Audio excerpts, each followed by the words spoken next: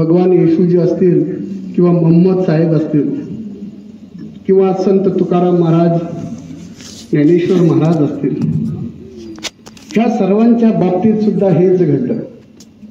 पण साथ संगत मग निरंकारी मिशनचे गुरु कसे राहतील बरं त्या गोष्टीपासून? अवतार कसा वेगळा राहील? कारण धर्माचा प्रचार जब जब होय धर्म की हानी, महाडे सूर अभिमानी तब तब होय. त्यावेळी हा धर्माचा प्रचार करण्यासाठी, पुन्हा मानवता स्थापित करण्यासाठी झालेला अवतार आहे. आणि त्या अवताराला संपवण्याचं काम धर्मकष्टकांनी प्रत्येक वेळी केलं. पण तरीही अवताराने हे कार्य थांबवलं नाही. हा मानवता स्थापित केलाच महाराज. बाबा गुरुचंदजींच्या समोर खूप वेळा त्यांना धमकी आली आणि त्यांना म्हणायचे की हे बंद कर, तुम्ही काय स्वतःला गुरु समजता का? आणि मग अनेक वेळा असा प्रसंग झाल्यानंतर एक वेळ बाबाजींनी संपूर्ण सत्संगमध्ये सांगितलं की मी एक गुरुवचन नाही बनवलं, मी एकटा गुरुवचन नाही, तर माझ्या समोर बसणारा हा प्रत्येक गुरुवचन आहे.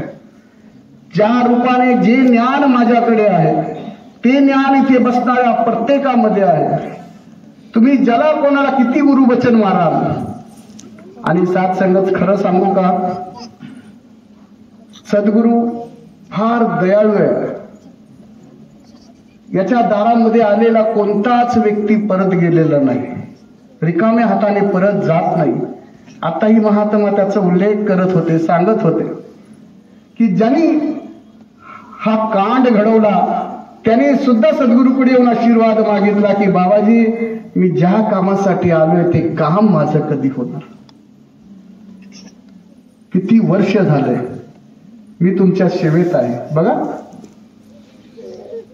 बाहेरून नाही आलं कोणी, इथे येऊन त्यांनी डाव खेळला, इथे येऊन त्यांनी हा कांड केला. कदाचित कधी कधी असं वाटतं की आपल्यावरही ज्ञान रुजू झालंय की नाही, माया प्रभावी झाली का? मला गुरुचा आश्रय मिळाला असताना सुद्धा मी अजून सुद्धा अभिमानाने वागतो, अभिमानाने चालतो, मी माझ्या भावनेने वागतो. या साथ संगत त्यांनी सुद्धा बाबाजींना आशीर्वाद मागितला की माझं काम होईल. बाबाजी म्हटले जा, आज तुझं काम. किती विश्वास त्याला की त्यांनी येऊन त्याची पूर्ण तयारी केली की आज माझं काम होणार. त्यांनी त्याच्या सर्व नियोजन केलं, त्याच्या लोकांना बोलवलं, फिल्डिंग लावले. आणि साथ संगत इतिहास तसा सर्वांना माहिती आहे. पण मला एवढंच सांगायचं की गुरु गोळीने मरत नाही. अजूनपर्यंत गुरु अशी गोळी बनलेली नाही. या साथ संगत की जो ह्या ज्ञानाला संपवेल, गुरु ज्ञान होता है, शरीर नाही. आणि त्यानंतर हा प्रचार इतका वाढत गेला महाराज की घराघरापर्यंत, प्रत्येकापर्यंत. ज्यांना माहित नव्हतं की बाबा गुरुवचनजी कोण आहेत, त्यांना माहित नव्हतं निरंकारी मिशन कोण आहे, त्यांना माहित नव्हतं ब्रह्मज्ञान कोण आहे, त्यांच्यापर्यंत सुद्धा हे ज्ञान गेलं. आणि आज ही जबाबदारी आपल्या सर्वांवर आलेली आहे. म्हणून हा इतिहास आठवण्याची गरज आहे.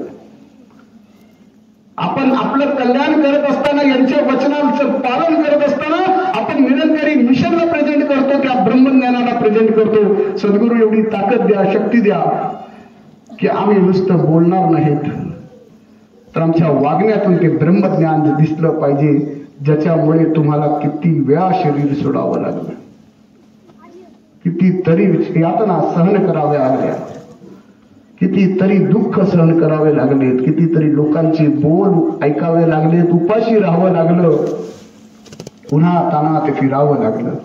क्षमा असावी. आणि हे ज्ञान तुम्ही आमच्या मार्फत जितकापर्यंत नेता येईल तिथपर्यंत न्या.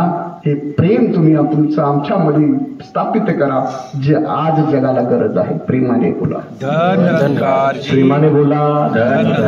वेळ खूप कमी आहे की स्टेजवर माईक जो आहे तर 8:25 पर्यंत द्यायचा आहे. तर संत महात्म्यांना निवेदन आहे की कमीत कमीत वेळ घ्या, की दास थोडा निवेदनात बदल करेल की स्टेजवर जे महात्मांवर आलेले महात्मा दत्ताजी गीत रूपाने सद्गुरूचा आशीर्वाद प्राप्त करतील.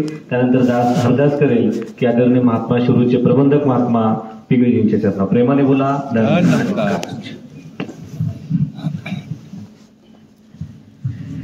सत्संगाची प्रेमाने बोला.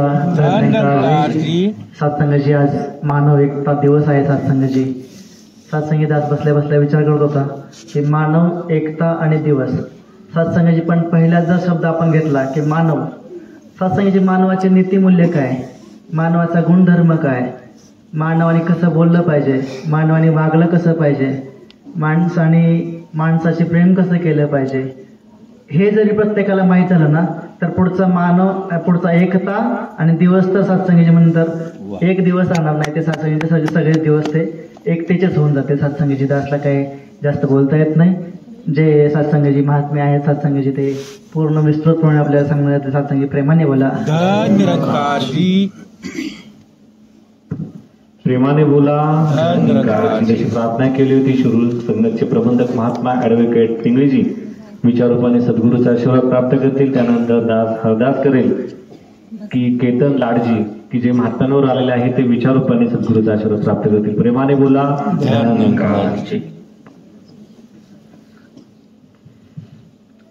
सत्संगाची प्रेमाने बोला. आज संपूर्ण जगतामध्ये 24 एप्रिल हा दिवस मानव एकता दिवस म्हणून साजरा केला जातो. कारण या दिवशी 24 एप्रिल 1980 साली परमपूज्य महात्मा गुरुबचनसिंगजी महाराज यांच्यावरती जे गोळीबार झाला आणि त्यांना त्याच्यामध्ये गतप्राण होऊ लागलं, तसंच त्यांच्याबरोबर त्यांचे जे रक्षणकर्ते होते महात्मा चाचा प्रतापसिंगजी यांनी सुद्धा त्यांना वाचवण्याचा खूप प्रयत्न केला, परंतु त्यांनाही ह्या गोळीबाराला सामोरं जावं लागलं. आणि ह्या संत महात्म्यांनी जे बलिदान दिलं ते ह्या सर्व आपल्यासाठी, कारण ह्या सर्व मानव जगताला ह्या भक्तीची ओढ लागावी आणि हा परमात्मा हे कशाकरता आपण जन्माला आलोय आणि नेमकं आपलं काम काय ही जी शिकवण आपल्याला दिली ती त्यांच्या मार्फत संपूर्ण जगताला द्यायची होती. साधारण 17 वर्ष बाबा गुरुबचनसिंगजी गादीवर होते आणि तोपर्यंत त्यांनी हे काम आपल्या पूर्ण भारतामध्ये आणि जगामध्ये सुद्धा ते काम केलं. परंतु त्यांच्या काळामध्ये आपलं पाहतो की खूप असं प्रतिकूल परिस्थिती होती. आज जो पाहतोय आपण तशा प्रकारची सगळी सुफल अशी परिस्थिती नव्हती. सत्संगला यायचं म्हटलं तरी कितीतरी अडचणींना तोंड देऊन यावं लागायचं आणि अशा प्रकारचा एक प्रतिकूल परिस्थितीमध्ये सामना करून एक धार्मिक सुद्धा विरोध त्या ठिकाणी होत होता आणि त्या सर्व परिस्थितीला सामना करून बाबा गुरुबचनसिंगजी महाराजांनी ही एक धुरा खांद्यावर घेऊन त्याचा पताका चालू ठेवली. सत्संगाजी त्यांच्या काळामध्ये आपण पाहिलं तर अगदी 2 तासात नाही 2 दिवसात सुद्धा त्यांचा काळ आपल्याला सांगता येणार नाही, इतका मोठा काळ आणि त्याप्रमाणे त्यांनी काम हे केलेलं आहे. आज आपण पाहतो 22 एप्रिल 2025 आता 2 दिवसापूर्वी जी घटना घडली पहलगाममध्ये, तशाच प्रकारचा गोळीबार झाला. हा ह्या धर्म संस्थेवर होता आणि तो एक साधा पर्यटकांच्या वरती होता. सत्संगाची खरोखर काय दोष होता त्यांचा, परंतु कुठेतरी दहशत माजवावी आणि कुठेतरी एक आपण वेगळे आहोत, आपण वेगळे धर्माचे आहोत असं दाखवण्यासाठी हा प्रकार घडला. आणि खरोखर त्यावेळेस ते घडलं तसंच अजूनही घडतंय का? मग मानव एकता गेली कुठं? आपण जर त्याप्रमाणे मानव एकतेचा धडा घेतोय तर संपूर्ण मानव समाज एक आहे. जगामध्ये कुठेही गेला तरी मानव धर्म एकच आहे. मग मानवतेची शिकवण कुठेतरी कमी पडतीये. आपल्याला सुद्धा त्याप्रमाणे बाबाजी सांगतायत की त्याप्रमाणे आपलं जीवन झालं पाहिजे की मानवजात सर्व जगामध्ये जी मानवजात आहे सर्व एक आहे आणि एकता जी आहे ती सर्वांना समान दृष्टीने पाहण्याची. खूप गोष्टी त्यांच्या काळामध्ये घडून गेल्यात की त्यांनी सांगितलं होतं की विवाह करायचे, त्याच्यामध्ये डामडोल नको, खर्च कमी करायचा, सर्व जनसामान्यांना विवाह एक बोजा वाटू नये, त्याप्रमाणे विवाहाचा खर्च कमी करण्यासाठी त्यांनी सादगीने विवाह करण्याची सांगितलं. त्याप्रमाणे कुठेही नशाबंदी नशापाणी करू नका. कुटुंबामध्ये जर अशा प्रकारची नशापाणी झाली तर कुठे ते सामाजिक कौटुंबिक सर्व हानी होते आणि त्याच्यामुळे नशापाणी नशाबंदी ही गोष्ट बाबाजींनी सांगितली. आणि आणखी एक सांगितलं की कशीही परिस्थिती असू द्या, नामस्मरण करा. प्रतिकूल परिस्थिती असू द्या, अनुकूल असू द्या, नामस्मरण करत राहा. तुम्हाला त्या परिस्थितीतून निश्चितपणे मार्ग निघतो आणि तुमच्या जीवनामध्ये ज्या काही गोष्टी अपेक्षित आहेत त्या होत असतात, परंतु त्या तितक्या पोटतिडकीनं आपण केल्या पाहिजेत, मनापासून केल्या पाहिजेत, अगदी हृदयापासून केल्या पाहिजेत, तर आपल्याला त्या नामस्मरणाचा फायदा होईल. आणि अशाच प्रकारे जे काही कुठंतरी काहीतरी आपण म्हणतो की हा माणूस याच्यामध्ये हे अवगुण आहेत, त्याच्यामध्ये ते अवगुण आहेत, तर ती निगेटिव्ह वृत्ती आपल्यातून काढून टाकायची. निगेटिव्ह जोपर्यंत आपण विचार करत राहतो तोपर्यंत आणखी निगेटिव्ह विचार आपल्या मनामध्ये येत असतात. म्हणून त्याच्या निगेटिव्ह गोष्टीकडे दुर्लक्ष करायचं आणि त्याच्यातले चांगले गुण पाहून त्याप्रमाणे आपल्या जीवनामध्ये ते धारण करायचे. आज त्या बाबा गुरुबचन सिंगजींना, चाचा प्रताप सिंगजींना आणि त्याचबरोबर त्या काळात आणखी काही जे ह्या मिशनसाठी बलिदान गेले त्या सर्वांसाठी आपण आदरांजली वाहूया आणि आपण त्यांनी जी शिकवण दिलेली आहे ती आपल्या जीवनामध्ये धारण करूया. सत्संगजी प्रेमाने बोला, प्रेमाने बोला. जशी प्रार्थना केली होती कीर्तन लाडजी विचाररूपाने सद्गुरूचा आशीर्वाद प्राप्त करतील. त्यानंतर दास हरदास करेल. आदरणीय महात्मा आशिष सलगरजींच्या चरणावर प्रेमाने बोला. सत्संगजी मोठ्या प्रेमाने बोला. सर्वांनी बोला. मानव एकता दिवस आहे, मग एकी आवाजात पण दिसली पाहिजे. प्रेमाने बोला. सत्संगजी मगापासून तो उल्लेख होतोय गुरुबचन सिंहजी महाराजांच्या जीवन कार्याचा आणि आत्ताच ॲडव्होकेट महात्मा आणि असं म्हणतात की वकिलांच्या सारखी दलिले कोण मांडू शकत नाही. आता एक वकील बोलून गेले, दुसरे वकील स्टेजवरती बसलेत. ते जितक्या चांगल्या पद्धतीने आपल्याला हे गुरुचं ज्ञान सांगू शकतील ना तितकं दास कोणीच बोलू शकणार नाही, कारण वकिलांच्याकडे तो गुण पण असतो. महात्म्यांनी उल्लेख केला तो म्हणजे गुरुबचन सिंहजींचा उल्लेख तर आता पण होत होता, पण महात्म्यांनी आत्ताच उल्लेख केला तो म्हणजे आता म्हणतात ना की ज्यावेळी राम जन्माला आला त्यावेळी हनुमानाला घेऊन आला होता, श्रीकृष्ण जन्माला आला त्यावेळी अर्जुनाला घेऊन आला होता, आणि ज्यावेळी गुरुबचन सिंहजी महाराज जन्माला आले होते ना त्यावेळी चाचा प्रताप सिंहजींना घेऊन आले होते. कारण बघा, विचार करण्यासारखी गोष्ट आहे. गुरुवरती गोळ्या झाडल्या जात आहेत आणि त्यावेळी त्यांच्या आडवं आपण येऊन उभं राहायचं. एक गोळी अशी होती जी चाचा प्रताप सिंहजींच्या शरीरातून जाऊन गुरुबचन सिंहजींच्या अंगामध्ये लागली होती. सर्वांना ज्ञात आहे.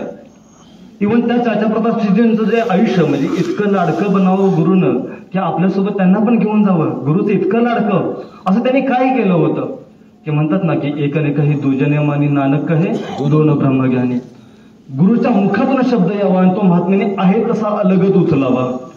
चाचा प्रताप सिंहजींच्या आयुष्यातील 2 किस्से दासला आठवतात. तो काळ आठवा म्हणजे आत्ताचा काळ म्हणू नका जिथं बायको सांगते नवरा भांडी घासतो तो काळ नाही, तो काळ आठवा ज्या काळामध्ये पुरुष झाडूला पण हात लावत नव्हते, भांड्याकडे बघत पण नव्हते, आले की ऑर्डर सोडायचे. फक्त बाबाजींच्या मुखातून आलं की भवनच्या आसपासचा एरिया स्वच्छ असायला पाहिजे. पण समाज नाव ठेवल म्हणून महात्मा सकाळी सूर्य उगवायच्या आधी स्त्रीचा वेश परिधान करायचे आणि पूर्ण आसपासचा एरिया स्वच्छ करायचे. का? फक्त आणि फक्त गुरुचा आदेश आहे आणि गुरुचा आदेश सर्वांसाठी सारखाच असतो. इव्हन त्यांच्या आयुष्यातला दुसरा किस्सा होता की त्यांना कायमस्वरूपी संगतमध्ये कधीही येऊ देत, कधीही स्टेजच्या एकदम जवळ जाऊन बसणार, एकदम जवळ. महात्माने त्यांना एकदा प्रश्न पण विचारला, बाबा तुम्ही नेमकं असं का करता? कधी पण येऊ दे पण पुढे जागा करता आणि एकदम जवळ बसता, त्याच्या मागचं कारण तरी काय? तर महात्मा सहज बोलून गेले की गुरुच्या मुखातून येणारा शब्द जर मी मागे बसलो ना माझ्या कानावर पडायला पण वेळ होईल आणि तितका पण वेळ घालवायचा नाहीये. गुरुच्या मुखातून येणारा शब्द आहे त्या क्षणाला मला आयुष्यामध्ये आचरणात आणायचंय. तो गुरुभक्तीचा भाव त्यांच्या मनामध्ये होता, ती भक्ती त्यांच्यामध्ये होती, म्हणून ते गुरुचे लाडके झाले होते. इव्हन त्याच किस्साचा एक दुसरा महात्माने पैलू आता उजागर केला 2 दिवसापूर्वीचा दाखला. तो थोडासा मी रिलेट करत होतो तर 24 एप्रिल 1980 सोबत ज्या दिवशी आपल्या पित्यावरती बाबा हरदेव सिंहजी महाराज गुरु गादीवरती बसले, गुरु म्हणून आपण नंतर बघू, पण स्वतःचे वडील वडिलांच्या वरती गोळ्या झाडल्या होत्या, स्वतःच्या वडिलांच्या वरती, आणि त्याच्या खुन्यांना आपण माफ करतो. हे प्रेम, हे नम्रता आणि हे एकत्वाचा भाव सद्गुरूंना आपल्याला शिकवला होता की कोणीही येऊ दे, कोणीही त्या सर्वांना माफ करून, त्या सर्वांच्यावरती प्रेम देऊन त्यांना माफ करून मी माझ्यात आपुलकी आणायचे. आणि म्हणून त्यावेळी माफ केलं नसतं ना, आता रक्त रंजित निरंकारी मिशन झालं असतं. पण आता हा जो विस्तार बघतोय त्या एका माफीमुळे झालेला आहे. मग ते आपण माफ करणं. आताच महात्मांचा उल्लेख करत होते, किरकोळ किरकोळ गोष्टीवरनं भाऊ भावासोबत बांधतो, मित्र मित्रासोबत बांधतो, खुनापर्यंत चालू झालेलं आहे. एक महात्म्याने किस्सा सांगितला, फक्त चायनीजच्या अंगावरती पडलं म्हणून खून केला होता. हे बाहेर चाललो आहे आणि आपल्या मिशनमध्ये धक्का जरी लागला तर क्षमा करणार महापुरुष इतकंच बोलतो, एकमेकाच्या चरणावरती झुकतो. हे प्रेम नम्रता आपले निरंकारी मिशन शिकवतात. आजचा दिवस फक्त त्यांच्या कार्याचा उल्लेख करण्यासाठी, आज त्यांच्या वाहवाही करण्यासाठी नाही आहे. आजच्या या दिवसामध्ये त्यांच्या जीवनातील ज्या घडलेल्या घटना आहेत त्याच्यातून ती शिकवणी घेऊन त्या शिकवणी आपल्याच आचरणात आणण्यासाठी. मग सद्गुरू दातारच्या चरणावरती करबद्ध प्रार्थना करतोय स्वतःसाठी की दातार या फक्त मुखातून येणारे शब्द कधीच फक्त शब्द न राहता ते माझे कर्म बनावे. तिचे करदास प्रार्थना मोठ्या प्रेमाने बोला, धन निरंकारजी, प्रेमाने बोला, धन निरंकारजी. सासंगजी जशी दासने हरदास केली होती अशीच जी विचारूपाने सद्गुरूचा आशीर्वाद प्राप्त करतील. त्यानंतर दास हरदास करेल की अन्नापूरचे ब्रँडचे मुख्य महात्मा आनंदजी ते विचारूपाने सद्गुरूचा आशीर्वाद प्राप्त करतील. प्रेमाने बोला, धन निरंकारजी. आदरणीय प्रेमळ सत्संगजी, प्रेमाने बोला, धन निरंकारजी. धन्यंकारजी. भगवान श्रीकृष्ण बेडवरती त्यांच्या शय्येवरती झोपले होते. चरणावरती शेजारी अर्जुन बसले होते, डोक्याच्या शेजारी दुर्योधन बसले होते. प्रयत्न हा होता दुर्योधनाचा की डोळे उघडल्या उघडल्या दृष्टी माझ्यावरती पडावी. आणि भगवान श्रीकृष्ण आधीचेच बोलले होते की बाबा रे, उद्या दिवस उजाडल्या माझ्या डोळ्यासमोर जो पहिला येईल त्याला माझ्याकडून वर मागण्याचा अधिकार आहे. तर झालं असं, दुर्योधन डोक्याच्या शेजारी येऊन बसले की विचार हा मनामध्ये, डोळे उघडल्या भगवान श्रीकृष्णाची नजर माझ्यावरती पडावी. अर्जुन नंतर आले आणि चरणाशी पाय दाबत बसले. भगवान श्रीकृष्ण डोळे उघडल्या अर्जुनाला पाहिलं, अरे अर्जुना तू कधी आलास? आणि मग बोलण्यामध्ये चर्चेमध्ये पुढे असं ठरवण्यात आलं की बाबा रे, अर्जुन पहिला आला होता तर अर्जुनाला वर मागण्याचा अधिकार हा पहिला आहे. वर मागण्यात आला. विकल्प दोन होते, एकीकडे पूर्ण नारायणी सेना होती आणि एकीकडे फक्त आणि फक्त नारायण होता, जो की विदाऊट शस्त्र न चालवणारा पूर्ण नारायणी सेना, अपराजित नारायणी सेना. एकीकडे नारायण होता जो कधीही सुदर्शन चक्र वापरणार नव्हता, कोणतीही तलवार वापरणार नव्हता. आता विकल्प अर्जुनाकडे दोन होते की बाबा तर नारायण निवडायचा किंवा नारायणी सेना निवडायची. अर्जुनाने महाराज तो जो निर्णय होता ना त्याच्या आयुष्याला कलाटणी देणार होता. अर्जुनाने निवडला नारायण. जिथं नारायणच नाही आहे तिथं नारायणी सेना काय करणार? सद्गुरू बाबा हरदेव सिंहजी महाराजांपुढे सुद्धा दोन विकल्प होते महाराज. एकीकडे तरुण रक्त असणारे प्रचारक महात्मा देखील येत होते बाबाजींकडे. बाबाजी, आता जर आपण उत्तर दिलं नाही ना तर निरंकारी मिशनचं अस्तित्वच राहणार नाही. आत्ताच ईट का जवाब पत्थर से देने की जरूरत है. अगर अभी हमने जवाब नहीं दिया तो निरंकारी मिशन का अस्तित्व ही मिट जाएगा. हा आवाज कानामध्ये भरतोय, संपूर्ण निरंकारी मिशन चौटाळलं जात आहे. परंतु तरी सुद्धा अशा वेळेस निर्णय हा होता, एकीकडे प्रेम होतं महाराज, एकीकडे माफी होती, एकीकडे क्षमा होती आणि एकीकडे होतो तो रक्तरंजित लिहिला जाणारा इतिहास. तेव्हा घेतलेला निर्णय फार महत्वाचा होता आणि तो निर्णय सद्गुरू बाबाजींनी घेतला. माफ केलं महाराज, माफ केलं. इथं बसलेला प्रत्येक महात्मांनी सुद्धा एक निर्णय घेतलाय महाराज. माझ्याकडे भरपूर वेळ होता, मी हा 2 तासाचा वेळ दुसरीकडे पण लावू शकत होतो, परंतु निर्णय मी घेतला. मानव एकता दिवस येत राहतील, वर्षानुवर्ष उलटत राहतील, परंतु माझा प्रत्येक निर्णय हा ज्या वेळी नारायण असेल ना महाराज, त्यावेळेस मानव एक व्हायला वेळ लागणार नाही. कारण सद्गुरूपासून ती एकता निर्माण होतीये, सद्गुरूपासून ते प्रेम निर्माण होत आहे. दया करा, कृपा करा, माझ्या आयुष्यात सुद्धा ते निर्णय आहेत. मानव एक नक्कीच होणार आहे. इथून ते विचार नक्कीच बोलले जातील. चाचा प्रतापसिंहजींकडे सुद्धा होता, विकल्प होता की बाबा रे गोळी झाडल्या जात आहे, मी कुठेतरी दूर पळून जाऊया, होतं. परंतु गुरुला मिठी मारली महाराज, गुरुला मिठी मारली. निर्णय प्रत्येक जण सत्संगजी इथं आलेत ना महाराज, तुम्ही सुद्धा निर्णय घेऊन आला. गुरुने निवडलाय तुम्हाला.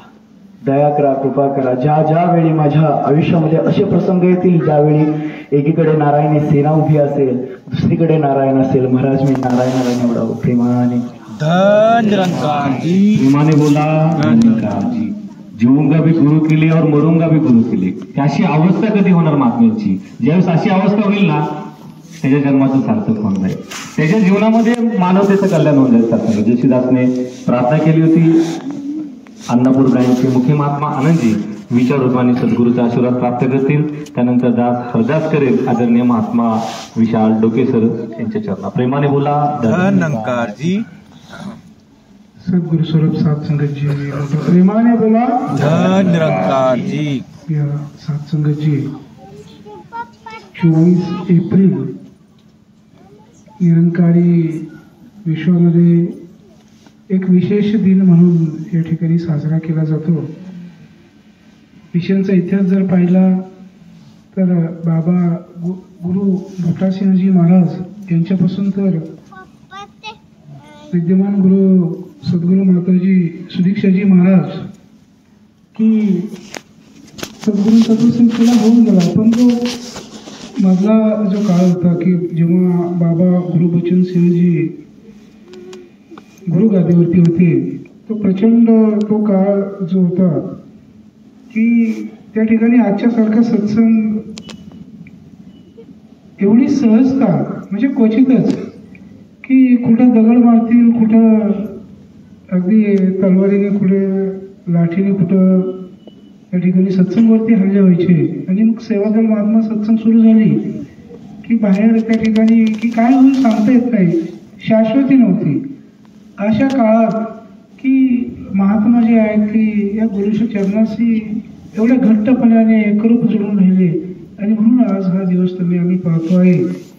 जसा महापुरुषाने जिक्र केला की 24 एप्रिल 1980 साली बाबा गुरुबचन सिंहजी महाराज यांच्यावरती की गोळी झाडून त्यांची हत्या करण्यात आली.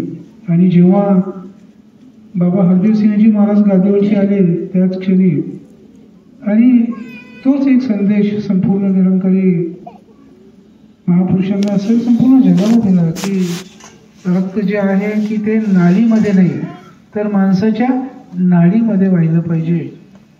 एकीकडं वडिलांची हत्या झाली आणि दुसरीकडं बाबाजी तो संदेश देत आहेत. विचार करा की ती परिस्थिती काय आहे. जसा महात्मांनी 2 दिवसापूर्वीची जी घटना घडली काश्मीरमध्ये की त्याचा उल्लेख केला. आज संपूर्ण देश जो आहे की बदला मागतो आहे. त्या काळी पण तीच परिस्थिती होती की संपूर्ण मिशनचे महात्मा जे आहेत की बदलाच मागत होते. पण गुरुने तो संदेश दिला की नाही, की या मिशनचा जो बेस आहे, फाउंडेशन जे आहे तेच मुळावरती प्रेमावरती डिपेंड आहे, तेच मुळात सहनशीलतेवरती डिपेंड आहे. आणि म्हणून आज मिशनचा जगामध्ये आम्ही जो विस्तार पाहतो की करोडोंच्या संख्येमध्ये अभिमान वाटतो की तुम्ही आम्ही की अशा मिशनचे, अशा सद्गुरूचे भक्त आहोत की सद्गुरू जो आहे की संपूर्ण जगाला तोच एक प्रेमाचा संदेश देतोय, आपुलकीचा देतोय. एकच धर्म म्हणतो आणि तो धर्म म्हणजे मानवता धर्म, एकच जात, मानव जात. आणि म्हणून या बाळबापा की जेव्हा मिशनचा जिक्र चालतो, जातीच्या भिंती असतील, धर्माच्या भिंती असतील, ते तुटून पडतात, गळून पडतात. सर्व जे आहे की एका प्लॅटफॉर्मवरती, एका लेवलवरती एका समानतेमध्ये या ठिकाणी जीवन जगताना दिसत आहेत. आणि हेच खरं मिशन आहे, हेच खरं जीवन आहे. परमात्म्याने जी मनुष्य जात निर्माण केली ती याच्यासाठीच. एकच प्लॅटफॉर्मवरती ही भक्ती चालते आहे. स्टेज विराजमान आदरणीय महात्मा ॲडव्होकेट संतोष मोरेजी की खूप सुंदर असे विचार बऱ्याच दिवसापूर्वी जनरलला या ठिकाणी जनरल कार्यक्रमाला ऐकण्याचा योग प्राप्त झाला. दास अरदास करेल प्रत्येक शब्द जो आहे की तुमच्या आमच्यासाठी खूप महत्त्वाचा आहे. आम्हाला चेतन करणार आहे, जागृत करणार आहे, विचार करायला भाग पडणार आहे. या मिशनची एक एक गोष्टीवरती प्रकाश टाकणार आहे. शब्द आणि शब्द ग्रहण करा, जीवन सुखमय आणि सुंदर बनेल. जीवनाची माझी दिशा जी काय आहे, योग्य आहे अयोग्य आहे, योग्य काय आहे ज्ञात होईल. दास अरदास करेल की शब्द आणि शब्द जो एक हृदयामध्ये साठवा, जीवनात धारण करा, प्रॅक्टिकली जीवन जगताना तो जगा. महात्माजींचं दास सगळ्यांच्या वतीनं खूप खूप असं स्वागत करतो आहे आणि हीच अरदास करतोय की भरभरून अशी आशीर्वादांची बरसत करा. महात्माजी बरोबर आलेल्या महात्मांची करतो असं स्वागत या ठिकाणी करतोय. काही सत्संग लांबून महापुरुष या ठिकाणी पोहोचले असतील सर्वांचं दास स्वागत करतोय. वेळेअभावी कोणाचं नाव राहिलं दास क्षमा मागेल, परंतु या मार्गातून की या ठिकाणून येणाऱ्या प्रत्येक शब्दाचा जो आशीर्वाद आहे की तो प्रमाण करा, निश्चितच जीवन सार्थकी होईल. अधिक न बोलतो दास याच ठिकाणी थांबतोय. प्रेमाने बोला धन निरंकारजी. प्रेमाने बोला धन. अशी प्रार्थना केली होती आदरणीय महात्मा विशाल डोकेसरजी. विचारूपाने सद्गुरूचा आशीर्वाद प्राप्त घेतील. त्यानंतर अंतिम रचना सर्व सेवादन महात्मा घेतील. प्रेमाने बोला धन निरंकारजी. प्रेमाने बोला धन निरंकारजी. मानव को जोड़ा मानव से, मानवता पर एहसान किया, औरों का जीवन बढ़ा इसलिए अपना जीवन कुर्बान किया. जो तुम्हें मिटाना चाहते थे उनके अरमान तूने मिटा डाले. तेरे एक एक खून के कतरे ने कई गुरु वचन बना डाले, कई गुरु वचन बना डाले. संगत, ये जो कुर्बानी का जो जज्बा है ना, ये 80 से नहीं शुरू हुआ है, ये 1929 से शुरू हुआ. बाबा बुटा सिंहजी महाराज ज्या वेळेला हे ब्रह्मज्ञान देत होते, शहनशाह बाबा अवतार सिंहजी महाराज और भाई साहब लाभ सिंह जी, लाल पकड़ी आपको पता है, उनके पिताजी कुलदीप सिंह जी के पिताजी लाभ सिंह जी, ये दोनों दोस्त, हे दोघे मित्र. गुरुद्वारामध्ये जायचं सगळं पाठ. ते आता शीख आहेत ना, मग त्यांचे केस लांब लांब असायचे, त्या लांब केसांनी ती फरशी धुवायची गुरुद्वारेची. गुरुबानी सगळी पाठ. आणि शहनशाह बाबा अवतार सिंहजी महाराजांना कुठून तरी बाबा बुटा सिंहजी भेटले आणि त्यांनी हे ब्रह्मज्ञान घेतलं, अकाल पुरख को प्राप्त किया. अभी कहते हैं कि मैंने लाभ सिंह को बताना है, पर कैसे बताया, क्योंकि उससे तो मेरा भाव कर्मकांड में जुड़े हुए, पूर्ण कर्मकांडामध्ये. पण एक दिवस त्यांनी सांगितलं की यार मैंने अकाल पुरख को देख लिया. तो भाई साहब लाभ सिंह जी अवतार सिंह जी कहते हैं क्या बोल रहा है, कुछ भी बोल रहा है, इतने सारे हम दिन ये सब ये कर रहे हैं और अकाल पुरख को कोई झूठ होगा. तो चलो कोई बात नहीं है, झूठ तो झूठ, देख तो लेते हैं, तुला पटलं तर ठीक, नाही तर मी पण सोडून देतो.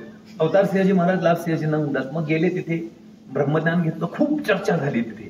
म्हणजे सुरुवातीच्या काळात जसं आपण रात्र रात्र चर्चा करायचो, आता चर्चा म्हटलं की अवघड आहे. आणि मग चर्चा केली, त्यांना ते पटलं आणि आज ज्ञान घेतलेलं आहे. बाबा अवतार सिंहजी महाराज त्यांच्या दुकानात आहे, लाभ सिंहजी त्यांच्या दुकानामध्ये आहे आणि बाबा बुटा सिंहजी गेले आणि कहते हैं कि अवतार चलो कोई शब्द देखो, चलो कोई नया वखरा ढूंढ लेते हैं, ये ज्ञान तो तुम्हें मिला है, किसी और को ढूंढ लेते हैं. शहनशाह बाबा अवतार सिंहजी म्हणतात की बाबा जी अभी तो दुकान खुली है, शाम हो गई है, ग्राहक आएंगे, उनको ये देना वो देना. तो बाबा बुटा सिंह जी कहते हैं कि अवतार अगर मौत सामने आ गई तो तू कह पाएगा मैं सौदा देता हूं, ये देता हूं. नहीं बाबा जी, मौत अगर आ जाए तो ये कैसे होता है, ये कैसे हो सकता है. तो देखो यहाँ से आगे जब भी मैं आऊं ना तो ये समझ लेना मौत सामने खड़ी है. दुकान बंद. निघाले त्यांच्या बरोबर. शास्त्र की क्या कहने थे यार, सदगुरु कुछ कह रहा है, कल ज्ञान लिया है और आज कहते हैं कि जब भी मैं आऊं तो समझ लेना मौत सामने खड़ी है. आज आपल्याला जर कोणी एखादा शब्द बोलला, मग ते मुखी असेल, संचालक असेल, एखादा काय असेल तरी, किंवा नाव जरी नाही घेतलं तरी म्हणजे असे काय जायचं सत्संग, नावच घेत नाही. मैं सामने खड़ा हूं तो समझ लेना मौत आ गई है. तसेच पुढे गेले दुकानावरती. लाभ सिंहजी महाराज होते, ते बोले चलो भाई कोई नया सज्जन ढूंढ लेते हैं। बाबा अवतार सिंह जी के साथ जब बात कर रहे थे तो कहे थे शब्द कुछ अलग थे, लाभ सिंह जी महाराजांच्या बरोबर शब्द अलग थे। कहते हैं कि बाबा जी अभी तो दुकान खुली है, अभी देखो कढ़ाई भर दूध रखा है, मलाई जमा हो गई है, अभी ग्राहक आएंगे, उनको दूध देंगे, बिजनेस होगा। आगे पीछे कुछ नहीं देखा, बाबा बूटा सिंह जी गए और उस कढ़ाई को लात मारी और सारा दूध गिरा दिया।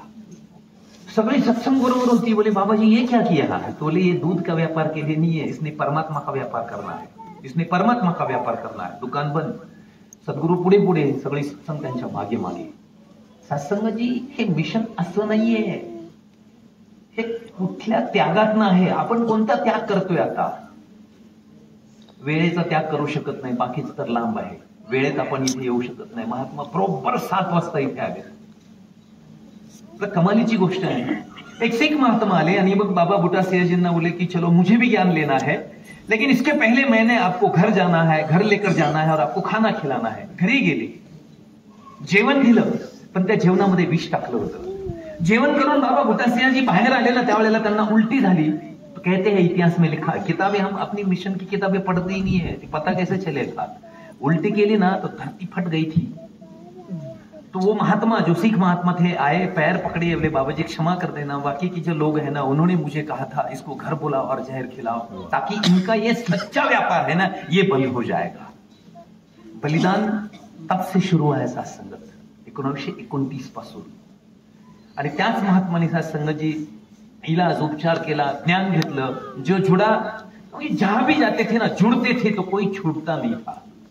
14 वर्षापर्यंत बाबा अवतार सिंहजी महाराजांनी डोळे बंद केले होते आणि कान बंद केले होते। जे दाखवतील तेच पाहिलं, जे सांगतील तेच ऐकलं होतं। मैं किसी की बातें भी कुछ भी सुन लेता हूं तो विश्वास कर लेता हूं, और विश्वास करके सत्संग जी महापुरुषों के साथ ही संबंध तोड़ देता हूं। मग विचार करण्यासारखी गोष्ट आहे। मग तिथून बाबा बूटा सिंहजी असतील, त्यांच्या बाबा अवतार सिंहजी महाराज, बाबा गुरुवर्धन सिंहजी महाराज, काय त्याग होता तो। मी कोल्हापूरच्या तिकडे काय गावचं नाव पण आठवत नाही आता, तिथे गेलो, मला महात्म्यांच्या घरी बसवलं होतं। तिथे 5 बुजुर्ग महात्मा होते। तो बोले इनके साथ चर्चा करनी है। मतलब क्या चर्चा करनी है? तो एक ने बताया ये 5 जो है ना 5 साल तक जेल में थे मिशन के लिए। मी तो डायरेक्ट त्या खुर्चीवर उठून खाली त्यांच्या चरणापाशी बसलो होतो, मला स्टेजवर बसायचंच नाही। ज्या महापुरुषांनी मिशनसाठी 5 वर्ष तुरुंगामध्ये काढलं, माझ्यासारखा अज्ञा भगत त्यांना काय सांगू शकतो?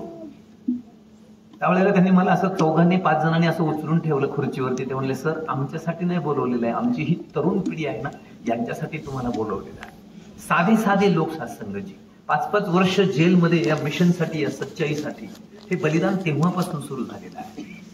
आणि मग ज्या वेळेला बाबा गुरुबचन सिंहजींनी आपल्या प्राणांची आहुती दिली ना, तर त्या गादीवरती ज्या वेळेला बाबा हरदेव सिंहजींना महाराजांना बसवलं ना, त्या आईचं बलिदान काय असेल महाराज, विचार करण्यासारखी गोष्ट आहे। ज्या गादीवरती बसल्यावरती लोक मारायचा विचार करतात, त्या गादीवरती 24 वर्षाच्या मुलाला बसवलं। याच्यासारखा त्याग, याच्यासारखी कुर्बानी, याच्यासारखी आहुती असूच शकत नाही। आणि ह्या बलिदानावरती हे उभं राहिलेलं जे मिशन आहे ना मायबापांनो, त्याचे पायिक आपण आहोत। आणि म्हणून आपल्या साप्ताहिकला असेल किंवा आम्ही बऱ्याच ठिकाणी सांगतो की या जगामध्ये वावरताना जी उष्णता आहे ना, जी गरमी आहे ना, म्हणजे मी उन्हाची म्हणत नाहीये, माणसाच्या मनात, माणसाच्या डोक्यात। ते महात्मा म्हणाले ना की पायापाशी अर्जुन बसला होता आणि डोक्यापाशी दुर्योधन। मी डोके सर पहिलं बसत होतो, कोणी इथे तर सगळे अर्जुन आहे। म्हणाले डोक्यापाशी दुर्योधन बसला, तिकडे बसलं, म्हणजे सगळे अर्जुनच आहे। मायबापांना सद्गुरूची किमया आहे, सगळ्यांना अर्जुन बनवलंय, सगळ्यांना अर्जुन बनवलंय। मग आता अर्जुनाचं काम काय आहे माहितीये? डोळे बंद करायचं, सद्गुरू जे म्हणाल तेच पाहायचं, कान बंद करायचं आणि सद्गुरू जे सांगेल तेच ऐकायचं। ज्या वेळेला मी असं जीवन जगेल ना, त्या वेळेला माझं जीवन सुखमय सुंदर होईल। म्हणून मायबापांनो या प्रत्येक जण हा इतिहास सांगतोय मला, इतिहास, कारण जो माणूस इतिहास विसरतो ना, तो माणूस जीवनात काहीच करू शकत नाही, ना संसारात ना भक्तीमध्ये। त्याच्यामुळे हे जाज्वल्य जे आहे ना, हे जागृत राहिलं पाहिजे, हे सगळ्यात महत्वाचं आहे। आणि म्हणून त्याग हा सगळ्यांचा आहे, सगळ्यांचा आहे। आणि म्हणून सत्संग जी म्हटलेलं आहे ना, ये किसी भगत का सर झुका हुआ देख नहीं सकता, ये किसी का काम रुका हुआ देख नहीं सकता, इसके सीने में भी माँ का दिल है साकी, ये किसी बच्चे को रोता हुआ देख नहीं सकता। प्रत्येकाचं काम, माझ्या सद्गुरूचा दावा आहे, इहलोक सुखी परलोक सुहेला. मला फक्त एक समर्पित भाव ठेवायचा आहे. आणि जे जे बलिदान सत्संगजी ज्या ज्या महापुरुषांनी या मिशनसाठी, या सच्च्या मानवतेसाठी केले ना, ते मला आठवणीत ठेवायचं आहे. सगळ्यात महत्वाचं आहे. तुम्ही विचार करा, पेपरला बातम्या आपण वाचतो ना, एखादा शेतकरी आत्महत्या करतो. का बरं एकच शेतकरी आत्महत्या करतो? त्याला माहिती मी ज्या वेळेला आत्महत्या करेल ते पेपरला येईल, टीव्हीला येईल, मग सरकार जागृत होईल. ज्या वेळेला येशू ख्रिस्त आले ना, सच्चाईचा आवाज देत होते, कोणी जागृत नाही झालं. पण ज्या वेळेला त्यांना क्रॉसवरती आडवं ठोकलं गेलं ना मायबापांनो, त्यावेळेला अर्धी दुनिया जागृत झाली होती. कोणीतरी ईसा मसीह होता आणि आवाज देत होता. काय देत होता? परमात्मा होता आणि परमात्म्याविषयी आवाज देत होता. अर्धी दुनिया जागृत झाली. मिशनचा प्रसार प्रचार कितीतरी होत चालला होता, करत होते, कोणी लक्ष देत नव्हतं. पण ज्या वेळेला युग प्रवर्तक बाबा गुरुबचन सिंहजी महाराजांनी आपल्या प्राणांची आहुती दिली ना, हे संपूर्ण जग जागृत झालं होतं. कोण होता महात्मा? का बलिदान दिलं? आणि मग हे घराघरापर्यंत हे ज्ञान पोचलं मायबापांनो. आणि मग ते महात्मा सांगत होते संतोषजी की हे आत्ता नाही, हे पूर्वीपासून आहे. सत्याचा आवाज जो देतो ना, तुम्ही बघा, तुम्ही सत्संगला जोडलेला आहात, शांत आहात, सज्जन आहात, कोणी येऊन दगड मारतं, कोणी येऊन त्रास देतं.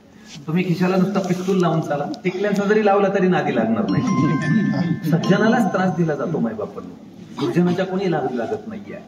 पण इतिहास हा सज्जनांचा होतो, आदर हा सज्जनांचा होतो. याच्यासाठी या सद्गुरूच्या चरणी समर्पित राहूया. आपलं जीवन सुखमय सुंदर बनू. दावा आहे सत्संगाची, आम्ही येताना चर्चा चालली होती, आम्ही ऐकत होतो. क्षमा करा, थोडा उशीर पण झालेला आहे. पण इथून ना काही शब्द चुकीचे होते. आता माझं कामच आहे, 5वी ते 10वी असो, 11वी 12वी असो, कुठं चुकलं तिथे सांगायचं. बऱ्याचदा बोलायच्या ओघामध्ये आपण सांगून जातो की बाबा गुरुबचन सिंहजींची हत्या झाली. हत्या हा शब्दच मायबापांनो हा चुकीचा आहे. हत्या नाहीये. त्यांनी बोले ना संतोषजी कि उन्होंने दर्शन लिया और कहा मेरा काम कब होगा, तो बोले आज ही होगा. आज ही होगा कहकर वो खुद चले गए हैं. हत्या के लिए नहीं गए, वो अपनी प्राणों की आहुति देने के लिए, कुर्बान होने के लिए, मानवता के लिए. इसीलिए ये कुर्बानी है, शहादत है, बलिदान है, आहुति है, नॉट हत्या. आणि अजून एक गोष्ट आहे, क्षमा करा, दास मूढमती अज्ञानी आहे. पण बऱ्याचदा असं होतं की मीच असं म्हणेल की आम्हाला काहीच कळलेलं नाही, आपल्याला काही कळत नाही.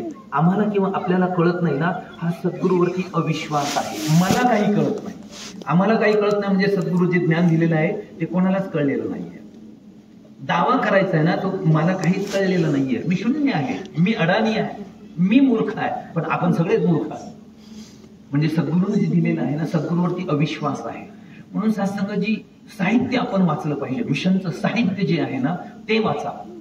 ते वाचल्यानंतर हे शब्द काय आहे, आहुती काय आहे, बलिदान काय आहे, त्याग काय आहे, सद्गुरू प्रति विश्वास काय आहे, सद्गुरू प्रति समर्पित भाव काय आहे ना, हे सगळं आपल्या लक्षात येणार आहे. म्हणून या एक एक शब्द आपण तोलून मापून इथे बोलूया.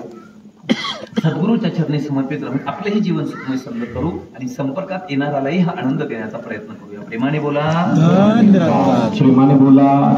काळजी शासनाची आत्ताच 22 एप्रिल रोजी जो काश्मीरमध्ये जो प्रकार झाला तो खरोखर मानवतेच्या म्हणजे एकतेच्या विरुद्ध होता. की खरं म्हणजे ज्यावेळेस त्या अतिरेक्यांनी ते जे नागरिक होते त्यांना विचारलं तुमची जात काय, तर जात विचारली त्यांना, नंतर त्यांना धर्म विचारला आणि धर्म सांगितल्यानंतर गोळ्या झाडल्या. खरोखर त्या जर अतिरेक्यांना जर धर्म कळला असता मानवतेचा तर त्यांनी त्यांना मारलं नसतं. खरोखर आज जे बाबा गुरुबचन सिंग जी असतील किंवा चाचा प्रताप सिंग जी असतील की जे मारेकऱ्यांना जर धर्म कळला असता मानवतेचा तर आज ते जिवंत राहिले असते. सत्संगाची खरोखर मानवता एकता जो आहे तो आपल्याला कळला पाहिजे आणि इतरांना आपण कळवणं गरजेचं आहे, तरच ही मानवता एकता टिकेल. सत्संगाची की तशी राष्ट्रीय प्रार्थना केली होती सर्व सेवादर महात्मा की सत्संगाची वेळ आपल्या जागेवर पोचलेला आहे की तरी एक गीताची रचना सर्व सेवादर महात्मा घेतली. प्रेमाने बोला, धन्यवाद.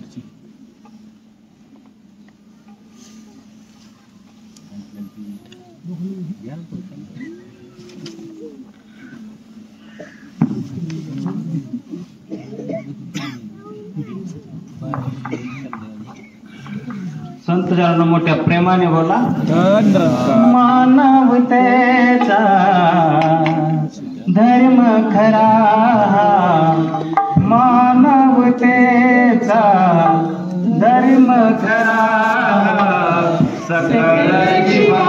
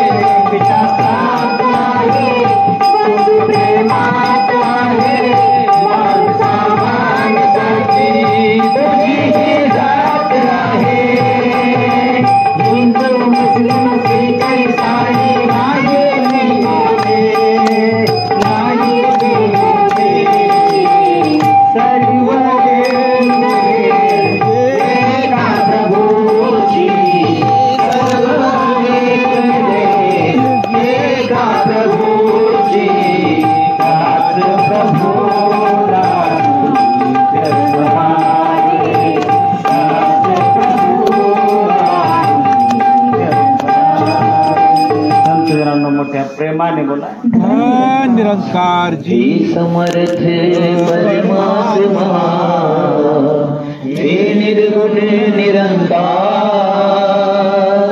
तू करता है जगत का तू सबका कन कन में है बस रहा तेरा रूप अपार तीन काल है सत्य तू मिथ्या है संसार घट घट वासी है प्रभु अविनाशी करतार दया से तेरी हो सभी भवसागर से पार निराकार साकार तू जग के पालनहार है बेअंत महिमा तेरी दाता परंपार परम पिता परमात्मा सब तेरी संतान भला करो सबका प्रभु सबका हो कल्याण भला करो सबका प्रभु सबका हो